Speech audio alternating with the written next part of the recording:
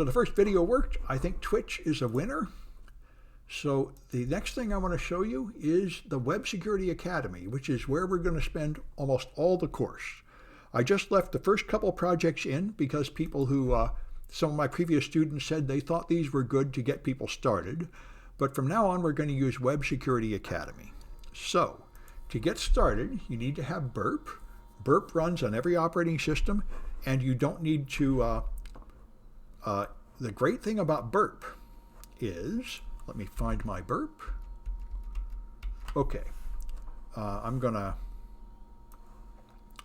move these windows over here, and here's my other burp window. All right, so I'm going to close it all and start it from zero. I'll close all burp windows. All right, so you install burp on your machine. It'll run on every operating system. And the point of burp is you can modify data going to the web server. So it's going to launch this window where you can do something called projects, but only if you have the professional version. I always use the free version. Now I start burp with the default settings. I've never used anything else. Now, the place to go first is the Proxy tab. And in the Proxy tab, intercept is always turned on at first, which is irritating. You always want it off. When intercept is on, no traffic can reach the internet through burp, and that's not normally what you want. And this is the great thing now. You open browser right here, and burp has its own little browser, like Firefox, inside burp that's already connected to burp, which is fantastic. So if you go to a page, like mine, here, it will warn you that this page is not secure. Now, this is in fact a perfectly good HTTPS page, but the reason the browser is warning you that it's not secure is that burp is doing a man-in-the-middle attack, and it's intercepting all the requests. So here's one of the requests used to load my page, and here's more things that load pieces of my page. So all the data is in fact being examined by burp, and that's why the browser warns you that it's not secure. What's going on is it's not seeing the real genuine certificate of my page. So let me, for comparison, let's open my page here. This is in Brave, and if you click on this and then look at the certificate, it tells you it's a valid certificate from Cloudflare. And so that's what my real certificate is. Cloudflare provides HTTPS to my page. But if you look at the page inside burp here and look at the certificate, this certificate comes from Portswigger, which is the company that made burp. And it has a red X on it warning you that Portswigger is not a trusted certificate authority. So that's what's going on. This browser has been configured to accept fake certificates from burp as authentic, but it does warn you that your traffic is not encrypted properly, not as secure as it should be. So it's fine for what we're doing. Now, here is the Portswigger Labs. So to get there, if you go to the project, which is here, all right, let me put this window on top. So the project here is just to get set up to use the Portswigger Labs. So first you install burp. Well, right, I guess first you make your account. So you go here to this location, portswigger.net web security, and you register an account. All right, and I'm going to, what I did is I log in twice. I log in once here in my outside browser, which I guess I'll just do here. All right. I like to have one out here so I can read the instructions and another inside burp. So I'm already logged in. Once you've logged in, there are various ways to move forward. What I recommend is if you go to my web page, I have some recommendations here.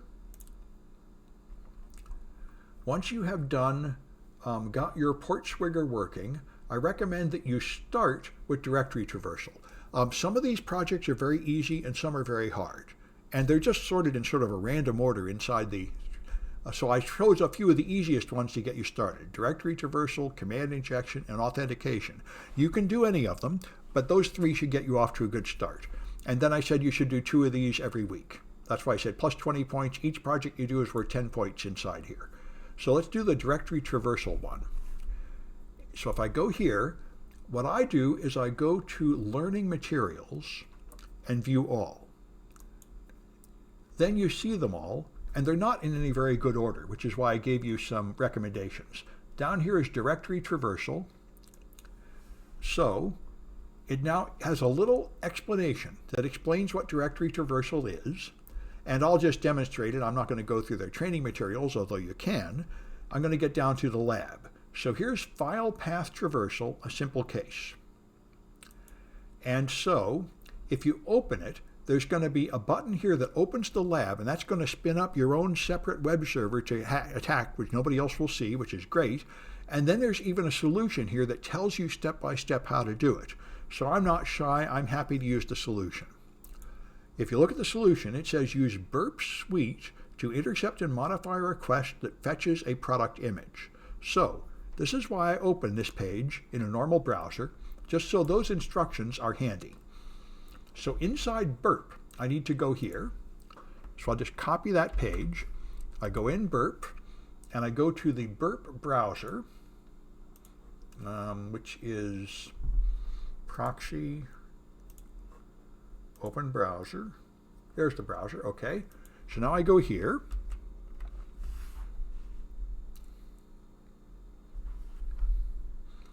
All right, now I need to log in if I want to have this recorded. So I'm going to log in inside burp. So this is my email address. And this other thing is my ridiculous long password. I'll just do that over here. I mean, it doesn't really matter if somebody gets in my Portswigger account, but I'm just in the habit of not revealing passwords casually. They assign the password to you, and it's like 25 characters long. It's really very secure. I stuck it in my password manager. All right, there's that 25 character ridiculous password.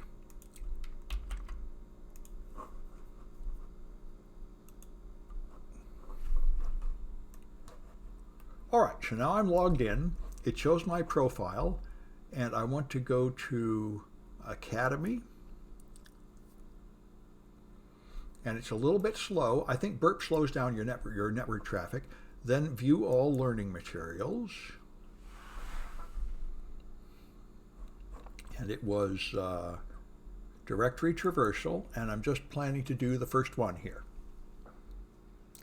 And I see CA is not trusted by burp browser. That's right. It's not trusted by the browser. It warns you. It is accepted by the browser, so you can use it, but it warns you that it shouldn't be trusted for like putting in real credit card numbers or anything. All right. So I go down to the first project here, and I'm going to access the lab. And the labs all show you a simple little page they've written for you to hack into. And this seems to be frequently a shopping site or something. They've all got sort of, all right, this is selling some kind of stuff. All right, so it's got products. Now, the instructions, which I had open in another browser, said use burp suite to intercept and modify a request that fetches a product image. So here I've got some product images that loaded. And if I go to burp here, I can go to the HTTP history tab, and I will see some of the requests that loaded images. Now, when I get a long line of junk like this, it's too irritating for me. So I right-click and clear history and say yes. Now, I could refresh this page, but what I could also do is right-click an image and open an image in New Tab. Then it will show me just that image, and now I should see that request. Now, notice I don't see anything here. Notice this filter. Burp by default only shows certain content that is the most important, and it says hiding CSS image and general binary content. So I can't see the image requests. To fix that, you click this message that says hiding, and then you check images. And now when you click back out here, now it will show you the image request. So that was one irritating thing. But now I can see the request that fetched that image. Now, if you want to modify a request, the easiest way to do it is right-click and send to repeater. Then on the repeater tab, here's the request that fetches the image, and you can repeat this action. Send that, and it will then show your response, and this response is the image. Big binary thing, image/JPEG, so it works, and I got the image. All right. Now, if I look at my instructions, it said modify the file name parameter, giving it this. This is not the same lab, though. I launched the wrong lab. Let me go back. It was the first lab I wanted, this one. All right, let me get the instructions for this one. And they said, where I am now, if you look here, I am at academy.net/image file name equals 4.jpg. And what they're going to do is use relative paths to get there. So .. is what takes you from the current folder to the folder above it. And in this case, it's 3 folders up. And then you can go to /password. /password is not a particularly important file. The only thing about it is it's a public world-readable file that's always present on a Linux server. So if you read this file, it proves that you can read files which were not intended to be made public. So if I change the image to that, in the file name, I just change this 4.jpg to that. .. /etc/password. Now, if I send that, the response contains this information, and this is the contents of the password file on a Linux machine. If you haven't seen it before, it has every username, and then it has an X instead of the password. Back in the 70s, it would actually have included passwords in this file. Now it just contains X, and the passwords are in hash form in a shadow file, which is not this easy to get. But anyway, the point is, I have successfully fetched a file that shouldn't have been made public, and the Portswigger will record this as success when I do that. So that's the first one.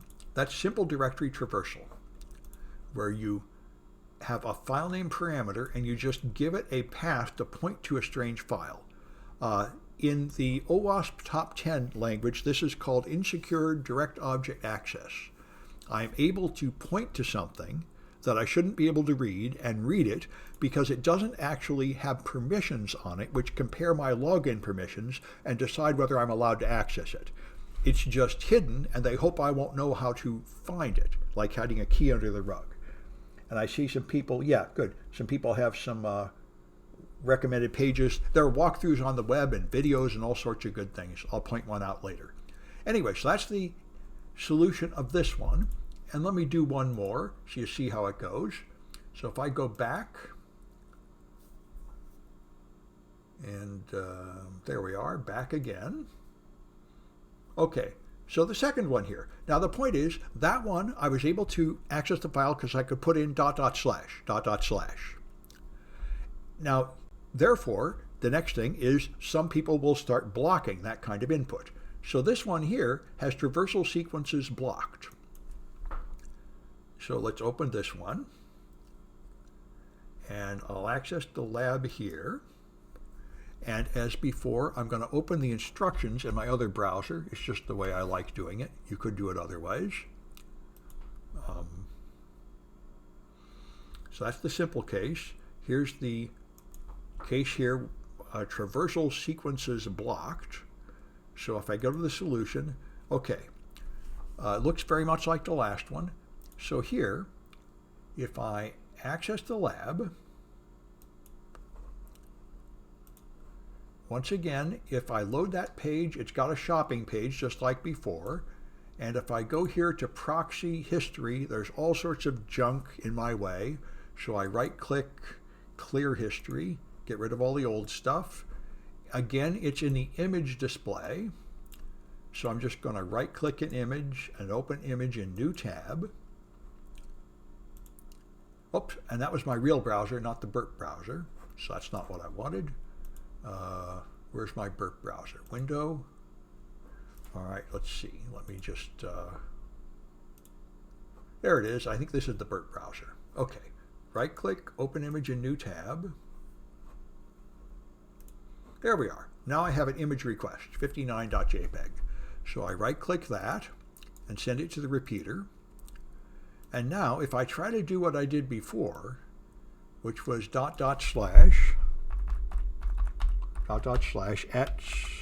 password, and send that. Let's make this bigger. If I send that, here's the response. It tells me bad request. But if I don't use the // but instead I just start with a slash, this is what's called an absolute reference, not a relative reference to a file name, and it doesn't include the forbidden characters // So in this case, they filtered out // but they didn't think about starting the path with a slash, so that one's going to work. And it tells me, congratulations, you solved the lab. And if I look at the response, it again has this password file, which is again not supposed to be visible. So that's what you do. You do these things, and your Portswigger will keep track of it. And then you just turn in a screenshot of the page from your Portswigger showing how many you have solved to get your points. And it'd be nice if you can turn them in every week or so, just so we know you're making progress. And this is the way the whole rest of the course is going to be. You go to, say, Academy. And here you are. Now it shows your learning progress down here. So you see it tells you, it calls some of the different levels. Some are apprentice, some are practitioner, some are expert. Every one is worth 10 points. So this is 250 points, and that's 410 points. And so anyway, you should solve at least 2 of these a week is my plan.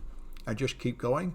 Kunal's put a good link in the chat showing you where to do it. And by the way, I wanted to mention, I just saw a nice video just today that showed some good stuff about cross-site scripting. And I put it at the bottom of this page. Yeah, get your blind cross-site scripting overview. Somebody recommended this guy on Twitter, and this is great. What's up, everybody? So this guy, the Cyber Mentor, has a nice video here, 15 minutes long, that shows you some more advanced things. So if you look here, he actually shows you how to use third-party websites that design complex cross-site scripting attacks for you, and so on. So check this out if you like. He demonstrates some more of those Portswigger things and some cool tools beyond what I've used. I solve them all with just Burp, but he uses some interesting third-party sites to solve them too. So let me stop this video and then start answering some questions. I'll stop this